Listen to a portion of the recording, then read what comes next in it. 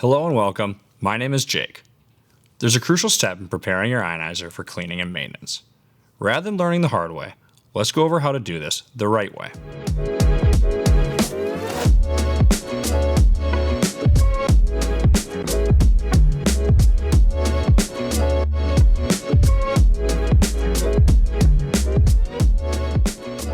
Now as we take a reading of the emitter pins with a fluke meter, notice the voltage. Even after shutdown, these pins still hold kilowatts of residual energy. This leftover charge can catch you off guard. If you reach in without checking, you might get a jolt that could cause a painful misstep right into one of the sharp emitter tips. It's a risk that's easy to avoid with proper de-energizing.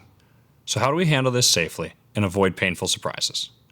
First, make sure to turn off your ionizer, unplug the power cord, and remove the filter. Once that's done, grab a grounded lead and connect it directly to an equipment ground conductor or the grounding lug on the back of the ionizer.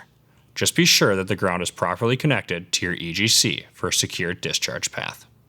After verifying your ground connection, press and hold the grounded lead on each emitter pin, giving the circuit enough time to fully discharge. Most ionizers have two circuits, positive and negative, so be sure to ground both of them.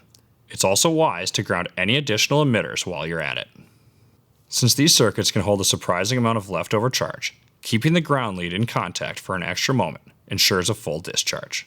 With this careful approach, you'll be good to go. And that's it. Following these simple steps helps you stay safe and keeps your ionizer ready for maintenance. If this video was helpful, please don't forget to subscribe for more ESD safety tips and feel free to reach out with any questions. Thank you for watching.